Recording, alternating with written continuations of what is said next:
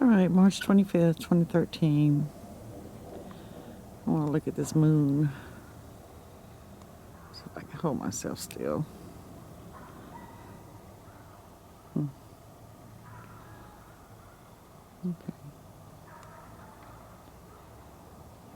Pretty. That's so weird. It looks full from here, but when you look at it with the naked eye, it's not full. Strange.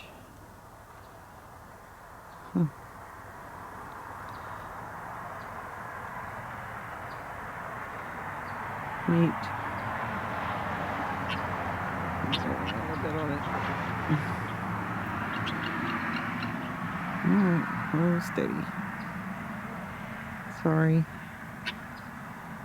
I tend to shake. And it's cold out here. Wow. A little more. Right.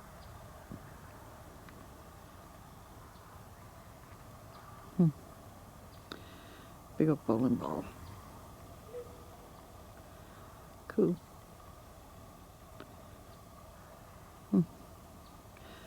The old Marine one is right.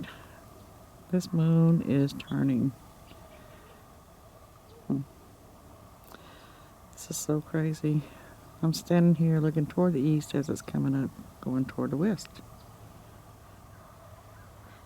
Bring it back down, pitch. Okay. And there you have it. Take care. Well, it was recently revealed that 100 tonnes of iron dust had been deliberately poured into the Pacific Ocean off the Canadian coast. It was described as the world's first rogue geoengineering project, an example of how the Earth's fragile systems could be tampered with. Well, some environment groups want a ban on any field research for geoengineering, despite hopes that it might delay or mitigate some of the worst effects of climate change. But the recent World Bank report predicting a devastating 4-degree rise in global temperature by the end of the century means more scientists are now willing to consider it. In a moment, we'll hear from one of the world's leading geoengineering proponents, Harvard Professor David Keith, whose research is partly funded by Bill Gates. First, a special report from Margot O'Neill. That red ochre trail in the water is part of 100 tonnes of iron-rich dust poured into the ocean this year off the west coast of Canada by controversial American environmental entrepreneur Russ George. As soon as we did this, on one side of the boat you'd see this brilliant sapphire blue ocean, and on the other side of the boat the ocean had turned to a beautiful emerald green. He says it brought the ocean back to life by generating what might be the world's biggest man-made phytoplankton bloom. Such blooms can increase fish stocks and the ocean's capacity to absorb CO2 from the atmosphere, a counter to climate change. We had vast schools of dolphins that would swim right up to the back of the boat, and it was a sight to behold. It was a sight that alarmed critics around the world who warn iron fertilisation is unproven science that can change the chemical composition of the ocean. People did not know this experiment was going to go on ahead of time, and the public was in shock, and the political leadership was in shock, and other scientists were in shock when this suddenly came out publicly. Russ George says the experiment was done at the request of the indigenous Haida Gwaii Islanders who were trying to revive salmon stocks. The true story is a really wonderful story of hope that perhaps the oceans can be recovered, restored and replenished, and the fish can come back. But it's also the story of a desperate science now emerging as a serious option in the battle with climate change. It's called geoengineering. Geoengineering is the manipulation of the Earth's natural systems to ward off the worst effects of climate change, a sort of emergency backup if the planet faces climate catastrophe. It could work in two ways. Firstly, by sucking CO2 out of the atmosphere, like iron fertilisation, which increases the ocean's ability to absorb carbon, or by building artificial trees to scrub out the CO2. Secondly, by reflecting sunlight to cool the planet, such as with space-based mirrors, or by whitening clouds, or by spraying sulfate aerosols into the stratosphere to form a solar shield. There's no doubting the scarily epic nature of such interventions. To seize control of the climatic system of the Earth as a whole. This is a massive proposal that humanity is starting to talk about. Environmentalist and author Clive Hamilton has long been a geoengineering sceptic, but he says it's an option governments must now consider. When you consider the almost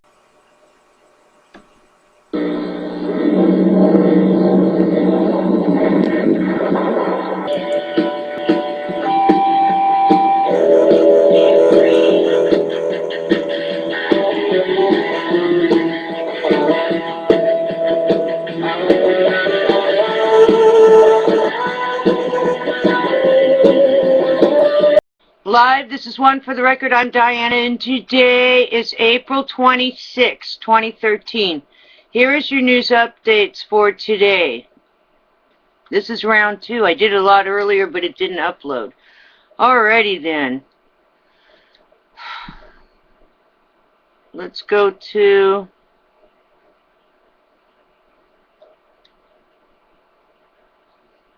We'll go to E&E News, the energy news. U.S., Canada.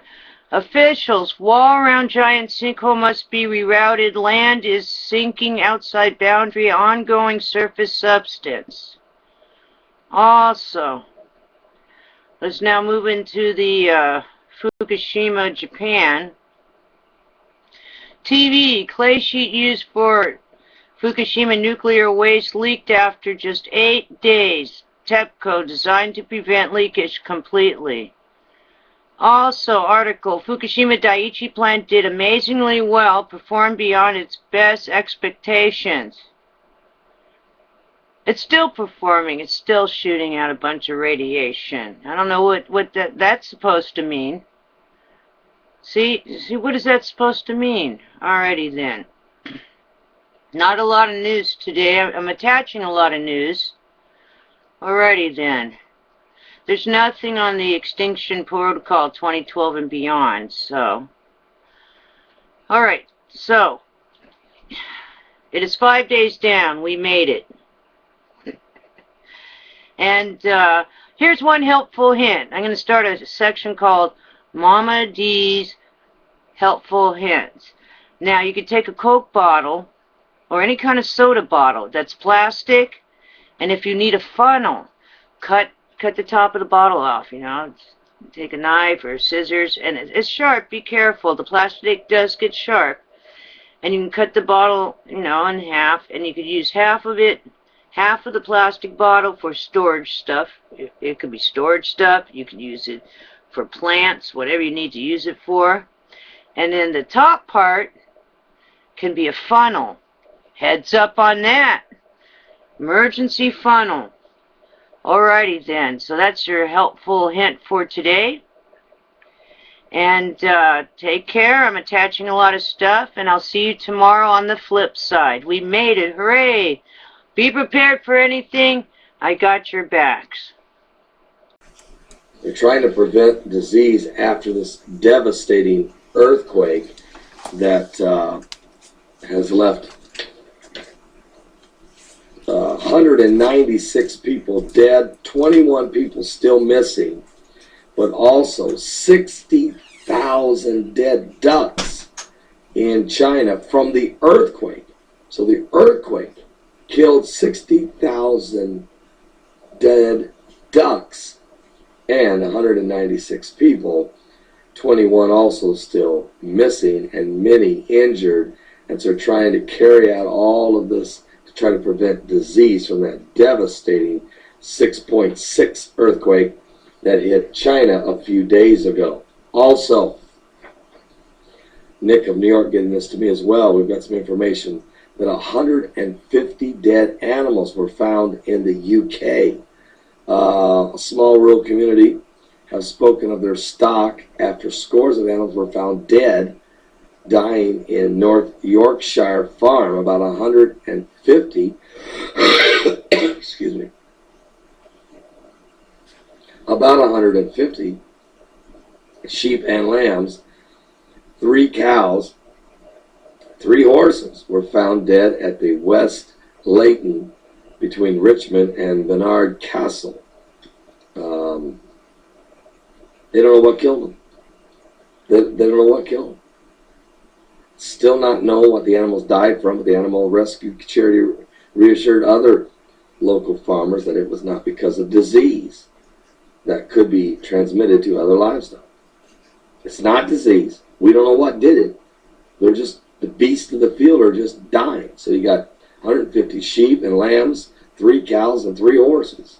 And nobody can explain to us why. But we know what the Bible says here in Hosea chapter 4. And we know that the prophet told us because of man's iniquity, man's sin, that these things would happen. As the Bible says in Hosea chapter 4, hear the word of the Lord. Let me read it to you. Hear the word of the Lord. Sorry. Ye children of Israel, for the Lord has a controversy with the inhabitants of the land. Are you serious? That's why they're dying. Because there's no truth, nor mercy, nor knowledge of God in the land. And because, by swearing and lying and killing and stealing and committing adultery, they break out. Blood touches blood. Therefore shall the land mourn, and every one that dwelleth therein shall languish with the beasts of the field, with the fowls of heaven, yea, the fishes of the sea also shall be taken away. So, there you have the scriptures telling you why that the 60,000 ducks are dying from earthquakes, and 150 sheep and cows, the horses, beasts of the field, fowls of the air, and the fish of the sea. Well, here we go. Nick of New York also got this to me. The historic Caliban, which has become an example of rejuvenation of the dead roulette. Stinking. This is in India. Lakes of dead fish. As the flow of fresh water has been reduced and the dirty water continues to flow into it. So all of a sudden, dozens of trolley loads of dead fish have been removed from the bin by volunteers led by environmentalists. The last 4 days, and still lakes of fish are dying everywhere. Again, there's no toxins in the water, but the stench is becoming unbearable. Lakes of dead fish. Lakes of dead fish. India. There's no truth. And so, here you go, just today. I think that this has the potential of being just as bad as what happened in Japan, as far as the tidal wave and the nuclear plant's explosion, and that is the sinkhole. The sinkhole is getting larger and larger, and it's expanding towards the natural gas salt dome that contains all the natural gas that has the potential of an explosion as big as 100,000 Hiroshimas, and so it has that potential. It's like it's a train coming, and it keeps getting worse and worse and worse daily, and now the sinkhole is up to 5 acres, and it started out just 100 feet or a couple hundred feet, and anyway, this other sinkhole is getting pretty close. It's and there's many other salt domes around there, evidently, that contain all kinds of hazardous material and explosive material, and radioactive material. And anyway, this is something that could go off at any time, according to what I'm hearing.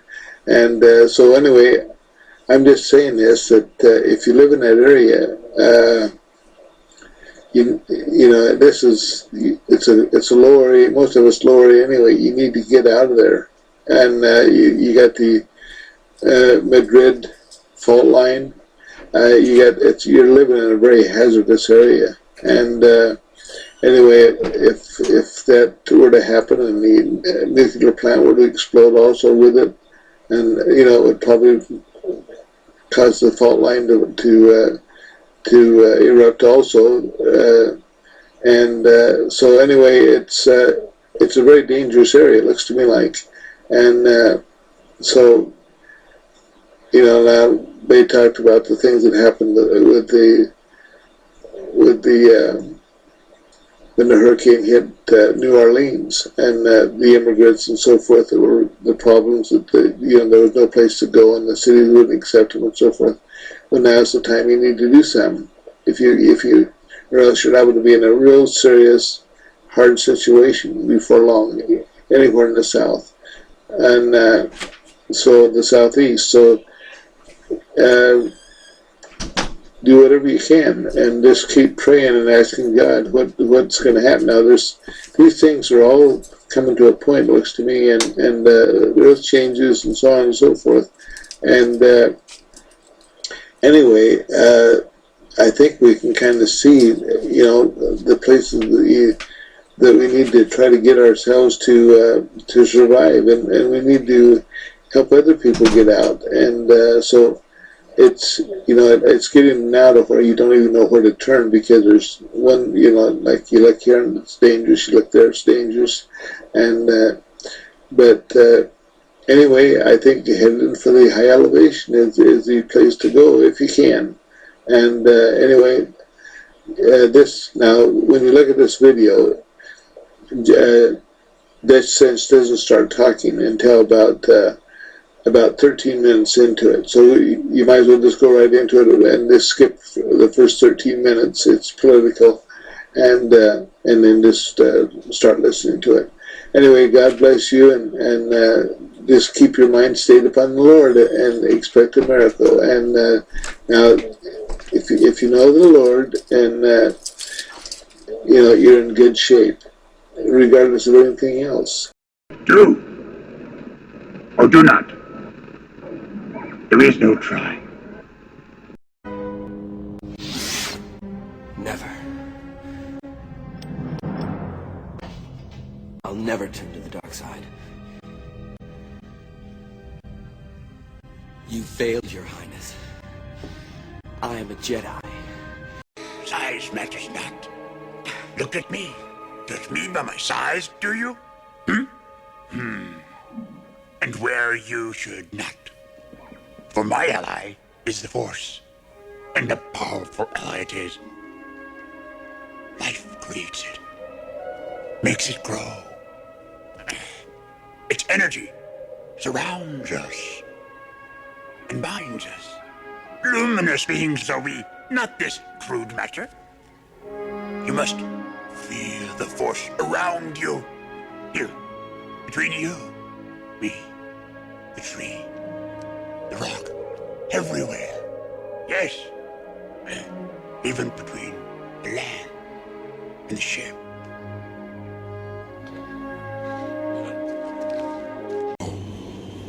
There is another.